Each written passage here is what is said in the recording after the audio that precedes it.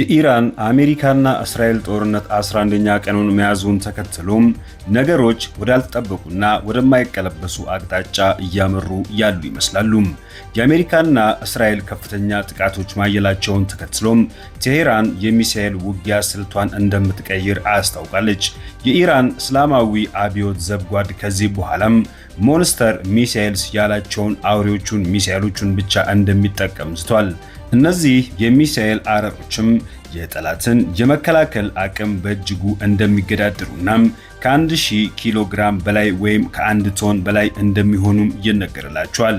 ጦርነቱም እጅግ እያየለም የአሜሪካ ቦምብ ጣዮችና የእስራኤል ጀቶች የኢራንን ኢላማዎችን መደብደባቸውን ቀጥለውበታል።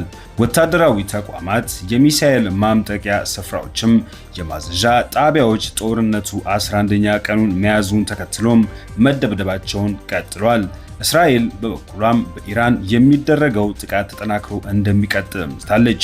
የእስራኤሉ ጠቅላይ ሚኒስትር ቤንያሚን ኔታንያሁም ለኢራናውያን ከጨቋኙ አገዛዝ የምትላቀቁበትን የጠላትን አከርካሪ መስበሩን እንቀጥልበታለን፣ እድሉን የመጠቀም ምርጫ ግን የእናንተ ነው ሲሉም ቃላቸውን ሰጥቷል።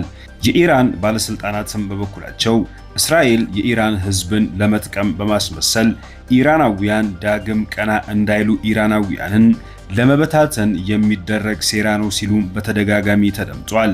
ቦምቦች መጣላቸውን፣ ከተማዎችን ማደባየታቸውን ቀጥለዋል። ኢራንም ያለኝን ተጠቅሜ መከታለው እያለች ነው። ነገር ግን በአሁኑ ገዘፍ ባሉት ሚሳኤሎች እንጂም ኢራን ኦፕሬሽን ትሩ ፕሮሚስ 4 የተሰኘውን 37ኛውን የአየር ላይ የውጊያ ተልዕኳን እየፈጸመች ትገኛለች።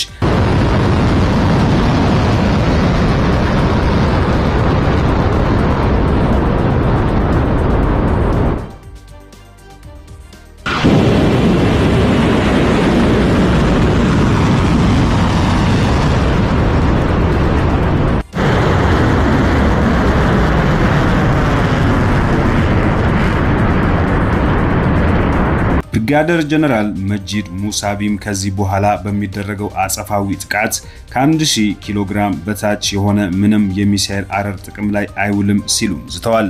ይህ ማለት ታዲያ ከዚህ በኋላ የሚተኮሱት ሚሳኤሎች መጠንና ክብደት ከዚህ በፊት ከተተኮሱት 2 እጥፍ ይሆናል ማለት ነው።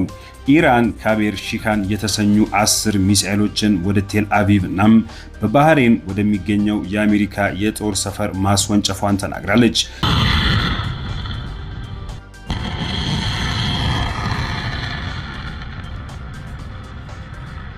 ካቤር ሺካን ኢራን ከታጠቀቻቸው እጅግ ከተራቀቁ ሚሳኤሎች አንዱ ነው። ይህ ሚሳኤል በፍጥነት የመወንጨፍ አቅም ያለው በሰዓት 9000 ኪሎ ሜትር የሚምዘገዘግና በአየር መቃወሚያ ስርዓት ለመመከት አዳጋች እንደሆነም ይነገርለታል። እስራኤልና አሜሪካ ያሉ የአየር መቃወሚያ ስርዓት ሚሳኤሎችም እያንዳንዳቸው ከ4 እስከ 8 ሚሊዮን ዶላር በላይ ያወጣሉ።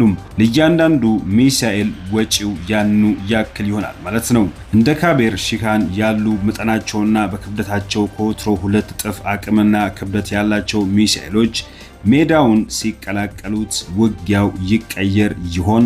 አብረን የምናይ ይሆናል።